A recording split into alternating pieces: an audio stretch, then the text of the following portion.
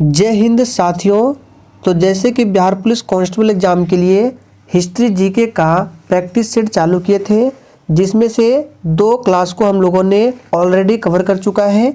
आज आपका तीसरा क्लास चलेगा, तो जल्दी जल्दी से आप सभी लाइव में जुड़ जाइए। सभी को गुड इवनिंग। सेशन का पीडीएफ आप लोग टेलीग्राम चैनल पर जाकर डाउनलोड कर सकते हैं। टेलीग्राम का लिंक इसी वीडियो के डिस्क्रिप्शन बॉक्स में दिया गया है। और अगर आप चैनल पर पहली बार आए हैं तो डेली क्लास टाइमिंग को भी नोट कर लेंगे, ताकि आप लोगों से एक भी क्लास मिस ना हो। तो चलिए शुरुआत करते हैं आज के प्रश्नों से। तो पहला प्रश्न है, अकबर की दूसरी राजधानी कौन सी थी? और फ्रेंड्स, अगर आपको इन सेट में किसी भी प्रश्न का आंसर पता है तो आप लोग लाइव चैट में अपना अपना आंसर जरूर करेंगे। तो पहले प्रश्न का आंसर जो ये बच्चे फतेहपुर को दिए हैं, फतेहपुर सीकरी, उनका बिल्कुल सही जवाब है। अकबर की दूसरी राजधानी फतेहपुर सीकरी थी। आगरा शहर के संस्थापक कौन थे? तो सिकंदर लोदी थे, ध्यान रखना है। दूसरा प्रश्न है, कृष्णदेवराय किसके समकालीन थे? वेरी इंपॉर्टेंट प्रश्न है, चलिए आंसर करेंगे। कृष्णदेवराय किसके समकालीन थे? तो दूसरे प्रश्न का आंसर जो ये बच्चे बाबर को दे रहे हैं, बिल्कुल सही जवाब है, ये बाबर के समकालीन थे। और देखिए, कृष्णदेवराय जो है ये विजयनगर के सम्राट थे, और बाबर की जो आत्मकथा है तुजुक-ए-बाबरी। तो प्रश्न यहाँ से ये भी बन सकता है कि तुजुक-ए-बाबरी ये किसकी आत्मकथा है? तो बाबर की आत्मकथा है, और इन्होंने अपनी आत्मकथा में कृष्णदेवराय के बारे में लिखा था। नेक्स्ट क्वेश्चन, वायसराय की कार्यकारी परिषद में सम्मिलित होने वाला प्रथम भारतीय कौन था? चलिए आंसर करेंगे, बहुत ही शानदार प्रश्न है। तो तीसरे का आंसर है सत्येंद्र प्रसाद सिन्हा। ए ऑप्शन इस प्रश्न का बिल्कुल सही जवाब है। नेक्स्ट क्वेश्चन, 1793 में जमींदारी प्रणाली किसके द्वारा शुरू की गई थी? चलिए आंसर करेंगे। और देखिए, आप लोग एक भी क्लास को मिस मत कीजिए, डेली क्लास को टाइम पर अटेंड कीजिए। तो चौथे का आंसर जो ये बच्चे लॉर्ड कॉर्नवालिस को दिए हैं, उनका बिल्कुल सही जवाब है। नेक्स्ट क्वेश्चन, स्वामी दयानंद सरस्वती का पैतृक नाम क्या था? यानी कि प्रश्न में बोल रहा है कि स्वामी दयानंद सरस्वती का मूल नाम क्या था? तो पांचवे का आंसर जो ये बच्चे मूल शंकर को दिए हैं, उनका बिल्कुल सही जवाब है। स्वामी दयानंद सरस्वती ने आर्य समाज की भी स्थापना की थी 1875 में मुंबई में। और वेदों की ओर लौटो ये जो नारा दिया था, ये स्वामी दयानंद सरस्वती ने ही दिया था।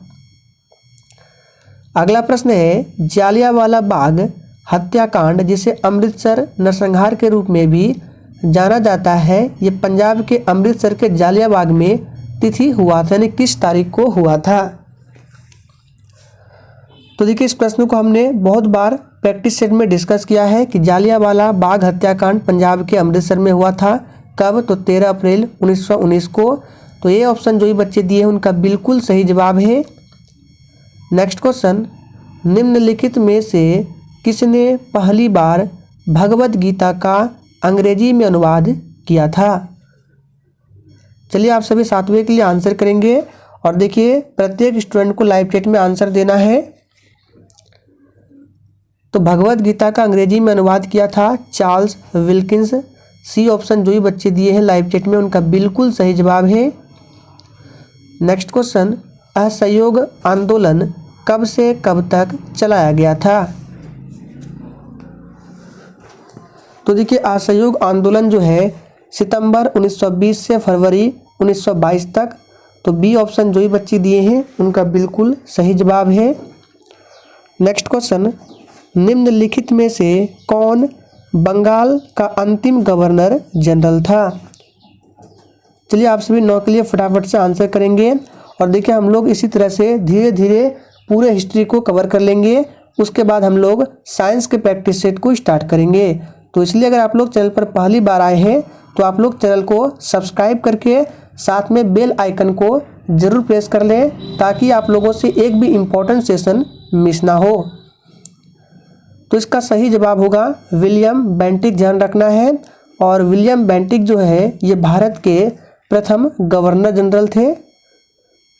नेक्स्ट क्वेश्चन, स्वामी विवेकानंद ने बेलूर में रामकृष्ण मिशन की स्थापना किस साल में की थी?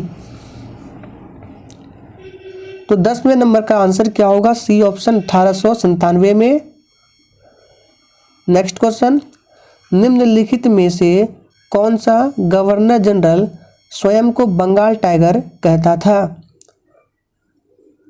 तो 11वें का राइट आंसर है लॉर्ड वेलेस्ली। बी ऑप्शन इस प्रश्न का बिल्कुल सही जवाब है। नेक्स्ट क्वेश्चन, चौरी चौरा की घटना सन में हुई थी, यानी किस सन में हुई थी आप लोगों को बताना है। इम्पॉर्टेंट प्रश्न है। और देखिए इस क्लास के बाद अभी ठीक रात 9 बजे भी क्लास होने वाला है, तो उस क्लास को भी आप लोग अटेंड करें, इम्पॉर्टेंट क्लास है। तो 12वें का आंसर क्या है? ऑप्शन सी 1922 में। चौरी चौरा की घटना गोरखपुर में हुआ था और इसी घटना के बाद गांधी जी ने असहयोग आंदोलन को वापस ले लिया था। गांधी जी को सर्वप्रथम किस वर्ष सत्याग्रह के दौरान गिरफ्तार किया गया था? तो 13वें का आंसर है ऑप्शन बी 1908 में। और गिरफ्तार हुआ था दक्षिण अफ्रीका में, 1908 में वे दक्षिण अफ्रीका में ही थे। नेक्स्ट क्वेश्चन, सिविल सेवा में चयनित होने वाले भारतीय कौन थे? फटाफट से आंसर करेंगे। और ध्यान रखना है गांधी जी जो है ये दक्षिण अफ्रीका से भारत कब लौटे थे? तो 9 जनवरी 1915 को। ध्यान रखना है 9 जनवरी 1915 को गांधी जी दक्षिण अफ्रीका से भारत लौटे थे। और 1917 में गांधी जी का भारत में पहला सत्याग्रह था, जो कि चंपारण सत्याग्रह के नाम से जाना जाता है। चंपारण बिहार में पड़ता है। तो सिविल सेवा में चयनित पहले भारतीय कौन थे? तो बिल्कुल सही जवाब किया आप लोगों ने, सत्येंद्र नाथ टैगोर। सी ऑप्शन बिल्कुल सही जवाब है। चलिए आगे बढ़ते हैं। नेक्स्ट क्वेश्चन, भारत में पहली बार ट्रेन का संचालन किस वर्ष हुआ? फटाफट से आंसर करेंगे। भारत में पहली बार ट्रेन का संचालन किस वर्ष हुआ? तो सही जवाब है 1853 में। बी ऑप्शन जो ही बच्चे दिए हैं उनका बिल्कुल सही जवाब है। और किसके शासनकाल में हुआ था, इसका आंसर आप लोग कमेंट बॉक्स में देंगे। भारत में प्रत्यक्ष ब्रिटिश शासन कब प्रारंभ हुआ? तो देखिए भारत में प्रत्यक्ष ब्रिटिश शासन जो है ये प्रारंभ हुआ था सिपाही विद्रोह के बाद। सिपाही विद्रोह बोले तो 1857 की क्रांति के बाद। और 1857 की क्रांति की शुरुआत 10 मई से होती है, ध्यान रखना है, उत्तर प्रदेश के मेरठ से। हंटर आयोग की स्थापना का क्या कारण था? चलिए तो देखिए जो जालियांवाला बाग हत्याकांड हुआ था पंजाब के अमृतसर में 13 अप्रैल 1919 को, इसी हत्याकांड की जांच के लिए हंटर आयोग की स्थापना किया गया था। तो सी ऑप्शन याद रखेंगे। सरफरोशी की तमन्ना अब हमारे दिल में है किसके द्वारा लिखा गया? वेरी इंपॉर्टेंट प्रश्न है। तो सरफरोशी की तमन्ना अब हमारे दिल में है ये लिखा गया है, आप सभी जानते हैं किसके द्वारा? Ram Prasad Bismil. D option correct answer है। नेक्स्ट क्वेश्चन, भारत सरकार अधिनियम 1919 जाना जाता है। तो देखिए भारत सरकार अधिनियम जो 1919 है ये जाना जाता है मॉन्टेग्यू चेम्सफोर्ड सुधार। बी ऑप्शन इस प्रश्न का बिल्कुल सही जवाब है। नेक्स्ट क्वेश्चन, 1920 में निम्नलिखित में से किसने अपना नाम बदलकर स्वराज सभा कर दिया था? और देखिए अगर आप लोगों ने अभी तक सेशन को लाइक नहीं किया है तो आप लोगों से रिक्वेस्ट है कि सेशन पसंद आता है तो प्लीज़ सभी लोग सेशन को दिल से ज़रूर लाइक किया करें। और लाइक करके सेशन को अधिक से अधिक अपने दोस्तों के साथ शेयर जरूर करें। तो देखिए इसका आंसर क्या है? All India home rule league. इसका नाम बदलकर क्या कर दिया? स्वराज सभा कर दिया था 1920 में। नेक्स्ट क्वेश्चन, निम्नलिखित में किसने सम्राट अशोक के शिलालेख को सबसे पहले पढ़ा था? तो देखिए सबसे पहले अशोक के जो शिलालेख को पढ़ने वाले थे नाम है जेम्स प्रिंसेप। नेक्स्ट क्वेश्चन, 2.5 दिन का झोपड़ा का निर्माण किसने किया था? चलिए 22 के लिए आंसर करेंगे और सेशन के एंड में आप लोग अपना अपना स्कोर आंसर जरूर करेंगे कि आप लोगों ने कितने प्रश्नों के सही सही जवाब दिए हैं। तो 2.5 दिन का झोपड़ा का निर्माण किया था कुतुबुद्दीन ऐबक, बी ऑप्शन सही जवाब है। रजिया सुल्तान किसकी पुत्री थी? तो देखिए रजिया सुल्तान जो है ये इल्तुतमिश की बेटी थी, ए ऑप्शन बिल्कुल सही जवाब है। नसीरुद्दीन की मृत्यु के बाद उसका उत्तराधिकारी कौन बना था? तो इस प्रश्न का सही जवाब है ऑप्शन सी बलबन, ध्यान रखना है। चलिए बात कर लेते हैं इब्राहिम लोदी के बारे में। तो देखिए इब्राहिम लोदी जो है ये लोदी वंश का अंतिम शासक था और लोदी वंश की स्थापना बहलोल लोदी के द्वारा किया गया था। और इब्राहिम लोदी की मृत्यु कैसे हुई थी आप सभी जानते हैं कि 1526 में जो पानीपत का प्रथम युद्ध हुआ था बाबर और इब्राहिम लोदी के बीच, उस युद्ध में बाबर ने इब्राहिम लोदी को पराजित किया था।